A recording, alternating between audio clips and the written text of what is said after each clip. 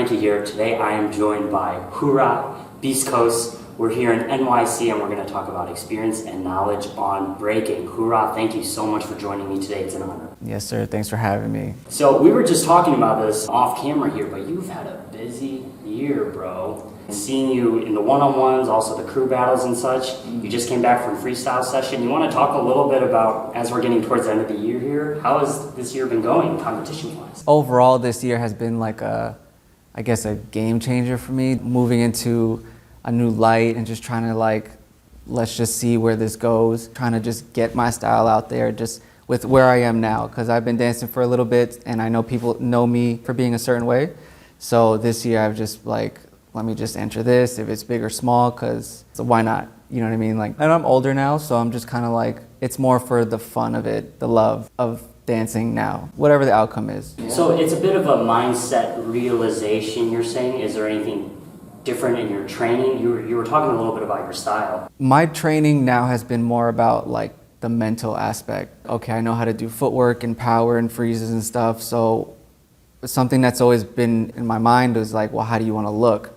And I learned that from Paranoia, Domestic Apes back in the day. When I was young, he said that to me one day. So now as I'm older, I'm understanding well, let me train my mind. What happens when I'm battling? Oh, I get nervous or I overthink. So I practice, a song will come on, I'll go in.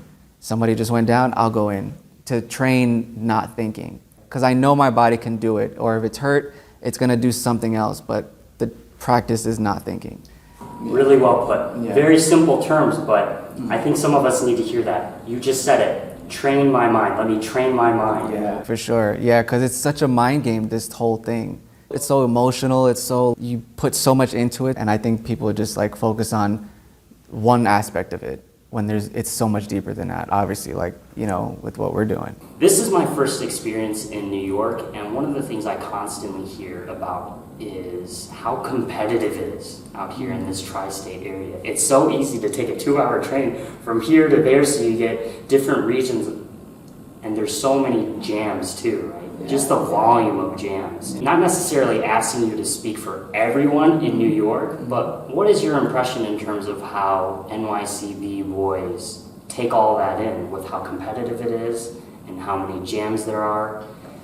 Do NYC B-boys have to be more choosy with when they're battling and not getting fatigued and such? Those sorts of things. From what I'm gathering from people, they're just absorbing it all. Yeah, there's a lot of jams now, which is good because for a while there wasn't a lot happening, especially up northeast, just because promoters changed, I think. So now that there are a lot of jams, I think B-boys are absorbing it. I don't see them as I gotta win or I have to, they're just let me fuck shit up. And I feel that's sort of the essence of what New York has been about. So when people are oh, New York is like this, I think that's where it comes from. I'm just here to fuck shit up, whatever that means to us. So as far as the jams, I don't hear a lot of people oh, let's do this to win. Some people are going and seeing what it's about, seeing all the new faces that are popping up now, because now there's more, new kids. People are kind of now jumping ahead. Somebody was once here a few months ago and now they're a big name now, you know what I mean? That's what I'm gathering from people in New York.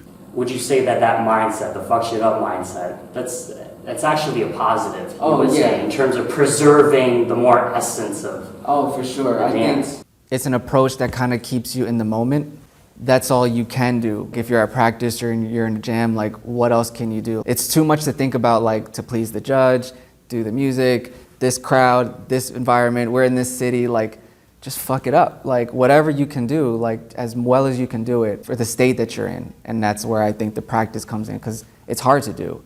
It's hard to just be I'm here. Some people are really good at that. Other people, it takes some time. Well, what you're saying in general for people, it's all the work you did is up until that point. And you're just there for the ride. Let's just do it, exactly. There's nothing else left. The first clip we're gonna watch is Circles in 2011. This was a Beast Coast battle.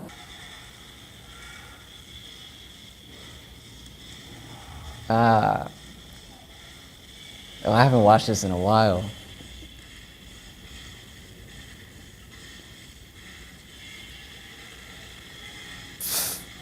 That's funny. I remember I was pretty nervous.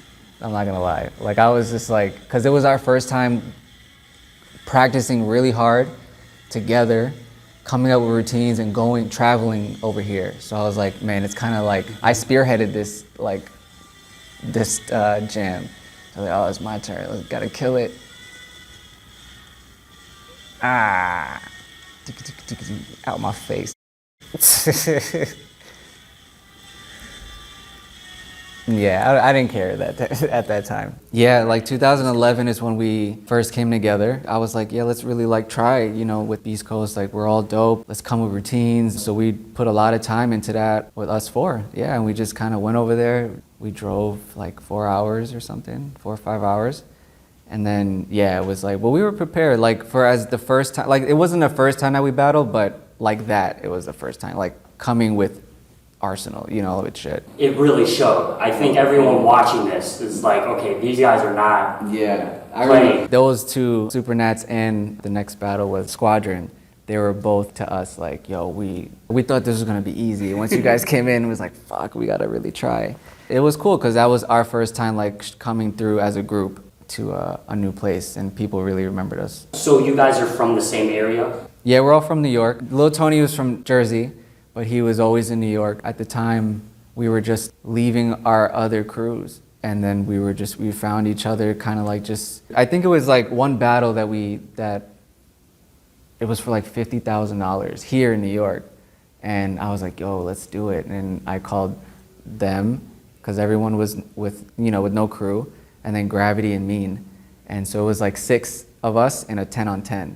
So technically, like, those guys are original Beast Coast, Mean and Gravity. We just took it from there. We were just like, let's take it serious and let's like really try with certain things. And everybody was really young. They were like in their teens, Tata and A-Rod. Right. Yeah, right. They were mad young. If there are any younger folks watching this, when you're trying to pick out a team like you're describing right now, what are some of the qualities that you guys were looking for? What resonated with you and Lil Tony? Everybody's different, but for me, it's who I'm vibing with.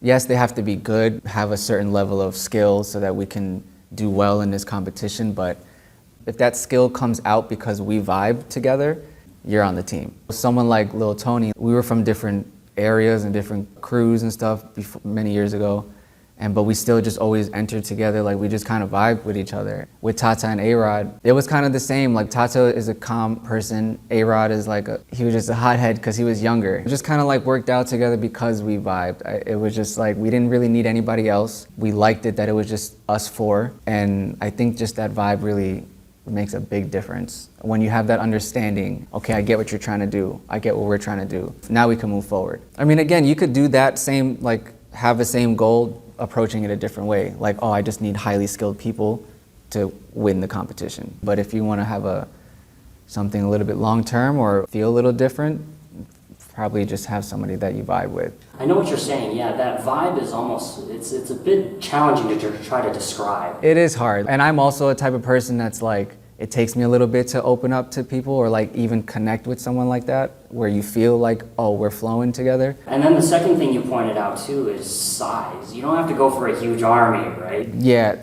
nah, we were like special forces, straight up. It was so much cooler that way, I felt like, because nobody was gonna fuck with us. And if they did, like, we would just go right back, but we don't need nobody else. That was cool, and it's still like that. And I think crews, in general, they have this cognizance too. If you're too big, it's hard to just practically keep everyone on the same page. Yeah. You get egos. Too many chefs in the kitchen, for sure. I've been a part of that, and it's hard. Again, if you have an understanding with people, a common goal, then yeah, it could work. And it did when I was part of it. But this just felt like calmer, I guess, you know what I mean? And even, I don't know, just stronger, just because we were all different. Rhythmic Damage 2013, this is a couple of years later. Man, I remember this, I was nervous again, because I was like, yo, he's nice, like, I don't know if he's doing technical stuff, but that's when I stepped in to like the beat, you know what I mean? When I hit the din, din, din, now I was kind of in it. And I was just kind of freestyling. Yeah, I had way more power back then. Beat. Then I just started going, and I just started flowing. As like, kind of like just keeping it smooth, but I still didn't know if that was enough. Because in my head, what he did was like a lot. I remember this year, I was feeling pretty good this year.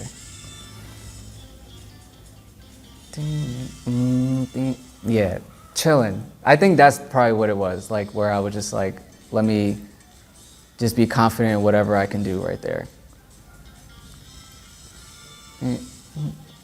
Yeah, and just try to hit the music. I could have hit that earlier, but that was cool. See, like watching that, I'm like, would I have given it to me, or him? But it was different. It was just different styles, I think. And then who are the judges? Samo, Napalm, and Born. Yeah, okay, I get it. At that time, I remember this was 2013. This was actually before my back injury. I have a herniated disc that happened a year later. Once that happened, I wasn't flying like that. So like that air flare to the feet, like I wasn't. So this was then, like I was strong at this time. And I realized when I'm stronger now at this age, I feel like that.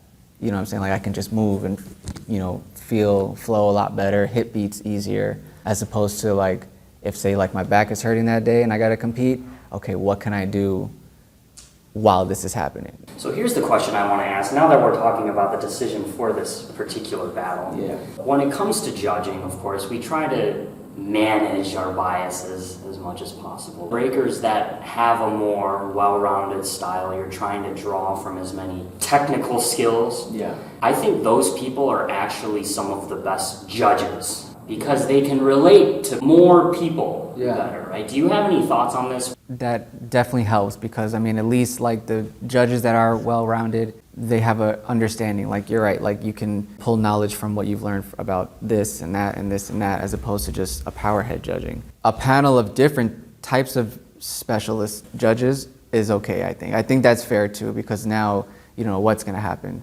But I've also noticed situations where there are well-rounded people and they are making horrible decisions. You think someone is, they hit beats, they're musical, but they love power. Anytime a powerhead comes in, you got it. Because maybe that's something that they don't do, and they appreciate the power. But I do think that if you are well-rounded, and if you approach everything like that, like an argument, let's just say, I can just go back and forth with you, or if you're well-rounded, maybe you're gonna think about this and think about that, take some time. If your approach to things like that is like that, then I think that will work then, because now when you're judging, you're approaching it like that, because you approach your other part of your life like that, like viewing everything.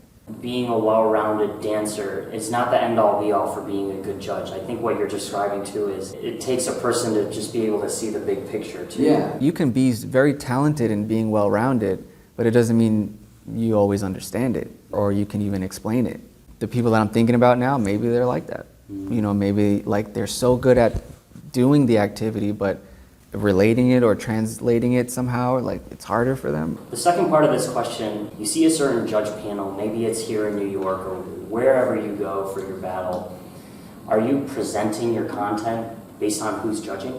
Like changing it up for the judges? No. Like I've tried that approach, throughout my years of dancing, but I don't like doing that, just even in real life. Like if I have to do something for somebody, I'm not gonna do it. Ivan had said something like that. He's like, judges, whatever, you're gonna do what you do, I'm gonna do what I do, and that's it. And then we just go out. It's just for me, it feels like a healthier approach. It's also an extra thing to think about, you know what I'm saying? So I don't wanna do that. Stick to what you're good at. Yeah, stick to what you're good at. And if your skills get past the next round and keep going, then you're dope, you're killing it. Pro-Am 2014. This is probably one of the last times we did something. What round? Did I go first? Yeah.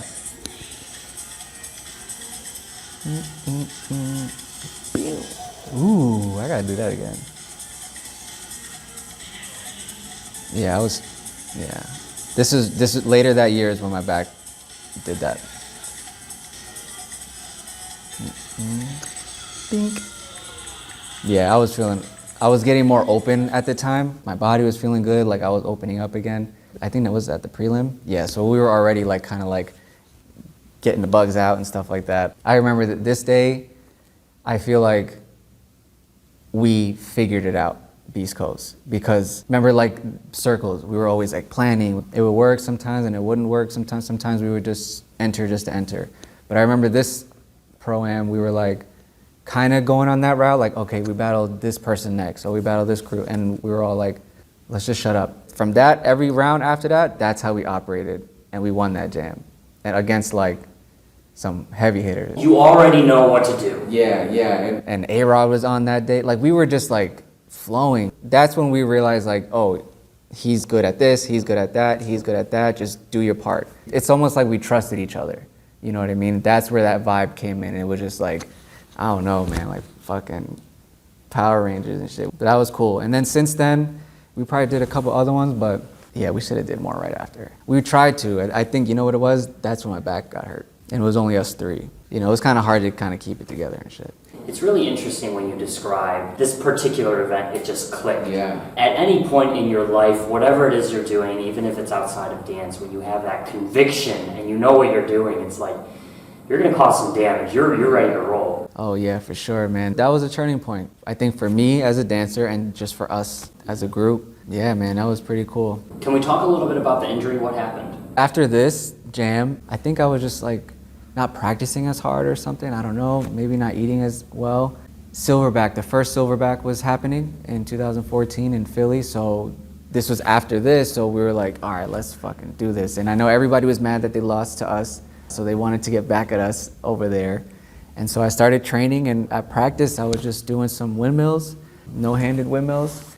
All of a sudden, it was just like kind of like a tweak, and then I couldn't get up. Like, I couldn't stand up. I couldn't like do anything really. I thought it was kind of like, okay, like let me just, we're breakers, we're gonna heal, we're gonna be all right. I went to the doctor, and they were like, oh, you're 26, you're a break dancer, you'll be fine. They only gave me an x-ray, so I was like, all right.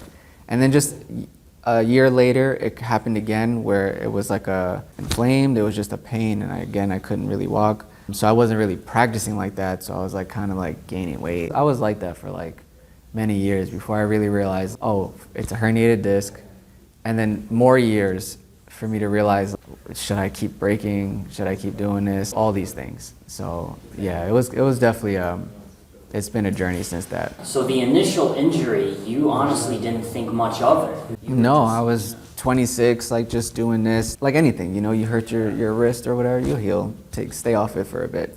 And so I did do that, but I didn't take very good care of it. If I had, instead of thinking like that, really figure out what's wrong. I later realized like my hips are really bad. They just need extra stretching. My lower back needs a little, like all that area just needs a little bit extra, and that's just my body. If I would have understood that then I think it would have changed the trajectory. So now we're talking a little bit about how you're kind of diagnosing the issue too and working on the different areas. Now can we bring it to full circle now? So how are you still managing it if you have to now? No, I definitely manage with it every day. I go through this shit every day. It's really just like, I just have to stay healthy. I just have to stay limber, stretch, and as much as I can, try to work out as much as I can, just so that I can kind of like maintain a little bit. And I could do more, you know, I'm still like, I do a lot of things now, like I have a business and try to still find time to practice and then work out, and then, you know, so it's a lot, but I'm choosing to do it, so I'm not complaining. But that's how I kind of go about it. Like nowadays I feel good, but at certain jams, like I'll feel something and I'm like, okay, I can still dance, and that's why I try to be so well-rounded so that I can like do other stuff and kill it in other things, you know. So it's like, and I know I can. So, you know, that's why I try, and that's why I try to go to these jams as much as I can, because in all those jams I'm somehow dealing with something, to be honest. Like there's like, and it's also like if I do windmill air failure, because I'm so hyped, that could probably, I'll be out for like, from that jam on for a bit, you know, so let me dance a little bit more, hit the beat, like something, like let me do something else that'll kill it, hopefully. And so, but all of that is practice. To me, like I'm just looking at it like, okay, I'm hurting like this, so I can't do that to smoke this guy. Let me keep practicing this other shit, so then when I see this thing again, then I can like do my, you know, kill him in this way. It's gotta be fun at this point, you know, like it sucks, you know, like I can't like do what I want to, but it just takes me a little bit longer to like be able to. Like I just gotta work out more or some shit. Yeah. And then that's like, so what?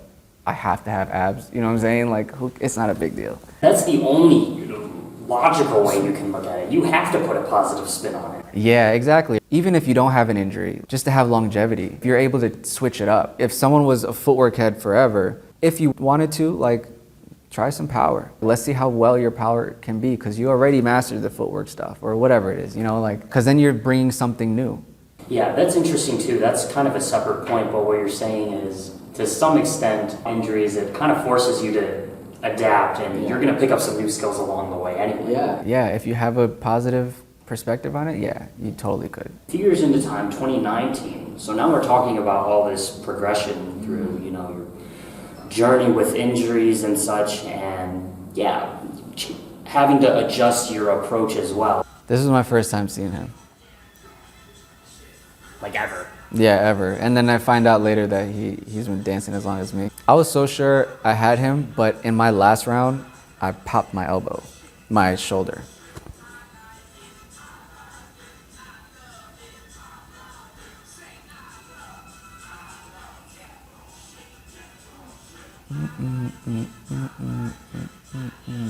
No, I could have hit it twice.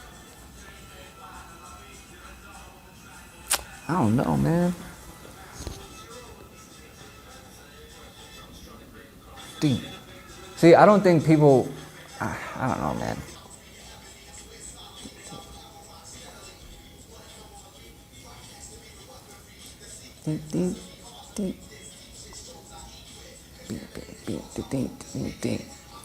This is where I fucked it up though. Bop! That's where I popped it.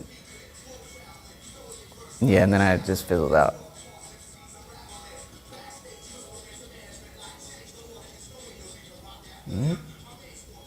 If I had done one more thing, that would have been a wrap. That was cool too. I was very nervous in this jam too.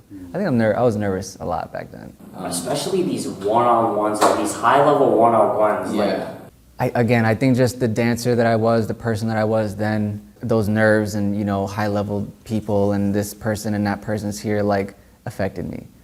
Now, I don't give a shit. It's very much just like realizing what I was feeling then. I was nervous. I didn't do well. Like, I hurt myself because I'm like, so-and-so is here. Oh, I have to do well at FamFest. That's interesting, because if you don't care, like you said, if you don't give a shit, you'll end up doing your best anyway. You'll get the recognition you were looking for anyway. Even better, probably, you know, because you're just like, there's something when you can do it. Like, you know, you see K-Mel and he's just like, hit, like you're like, oh, whoa. You already felt it. And you may not, you could just be watching it online, you know, or the All Styles battles and stuff. Those are great because you can really feel them. If they're like in it, like you feel them. That's the goal of this stuff, you know, to transcend all of that. Last clip we're gonna watch, we're gonna bring it up to the present now with Breaking University.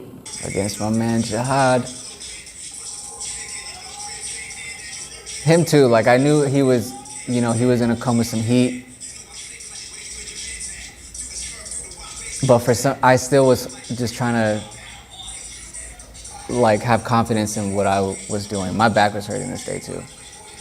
That's why I was kind of doing like I'll do linear things like, oh, that wasn't so bad.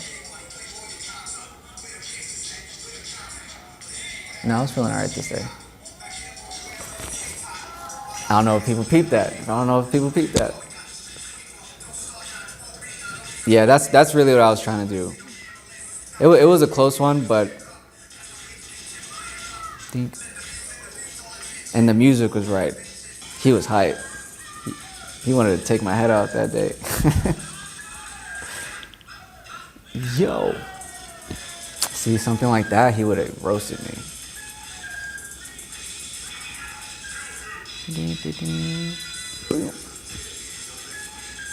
Yeah, that's all, because he wasn't hitting that, that's what I thought I was going to get him with. Yeah, but I did do that.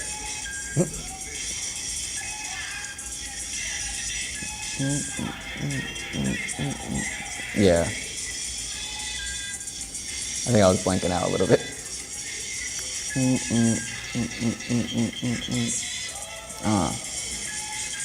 That was like an exchange of just different styles.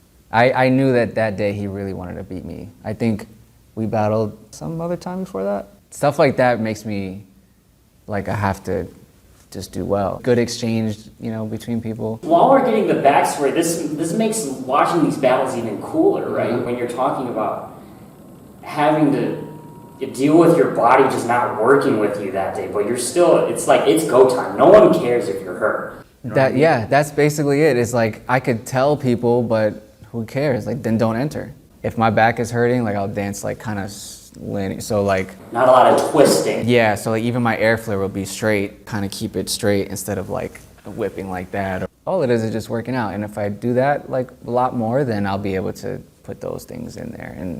And then that plus what I've been working on now because of my back, then it's like that's the idea. It's really interesting, yeah, when you describe that, because it's also pointing out that maybe at not your physical best, you're still performing at a high level. Who knows when you are on physically, your body is working with you, how high you could take it then. Yeah, that's true. I don't want to make any excuses. Like I said, we do this because we choose to do it. You know what I mean? It's like this is just what I work with. Everybody works with their own shit. And again, it's just all fun, it's all challenges. It feels good now. It feels better now than it did back then with no injuries. And now that we're talking about this, is there anything else you can point out in terms of seeing the progression? Because now we've seen the whole progression now. Anything that you feel like you've learned about yourself? I kind of just learned like where I was mentally then. To me, it's all like mental. Just always been interested in that. When I watch those things, I always remember how I did.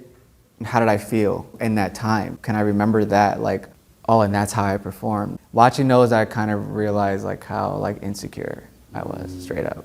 You're not just seeing how you physically performed, but you're also being able to pick out why I performed that way based on how I was thinking. Yeah. Where I was and at what state, like, was I having bad money issues or something, like anything, just to shave that off because I don't want to continue. Nobody wants to continue feeling like that. Like Jihad also records himself a lot. And I'm sure he studies it. Like there are other people like Chino. He always like looks at his footage and stuff.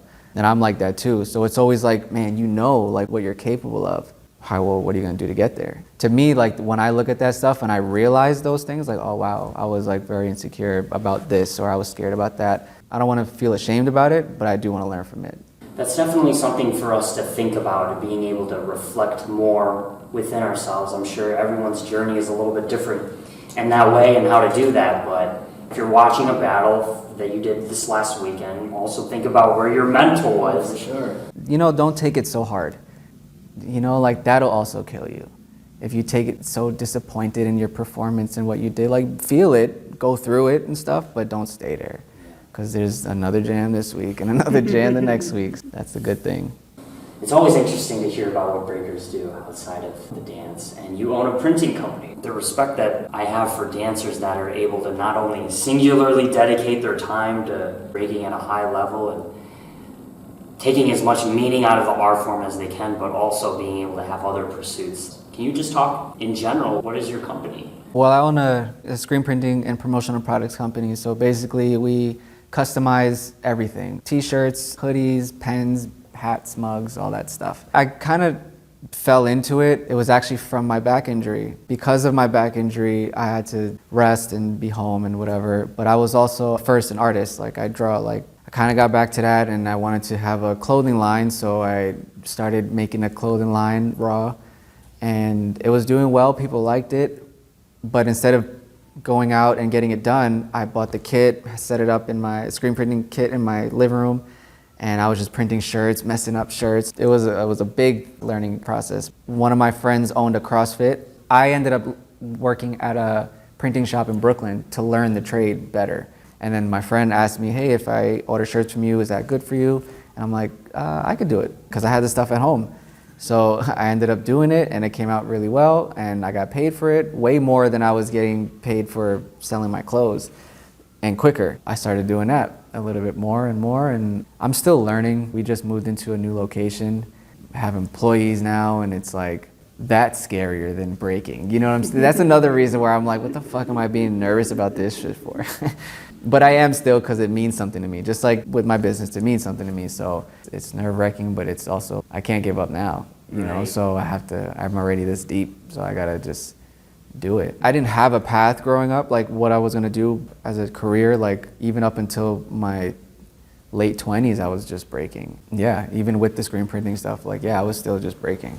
Yeah, and I knew I was like disappointing my parents and shit, because I come from a culture that's like, take a city job, take a test, and you gotta have security and stuff, and I'm like so artsy, and like I wanna do my own shit my way. Now it's working. Now it's kind of coming together. They see that I have a focus. Even though I do this, my goal for breaking is different than it was before. Now it's all about business, and I think it's fun. I think if you change your perspective, you could do both.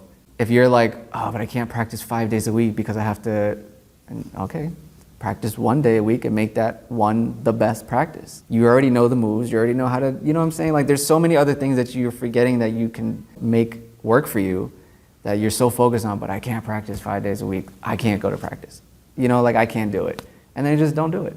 But for me, I'm just trying to see like, I know it's possible, but how? And I just sit with that. And so then if like all I gotta do is be happy with 2 days a week, whatever the, you know, then I'll just do that. Interesting how, like you said, it kind of fell into place, how the business fell into place. Yeah, from the back injury.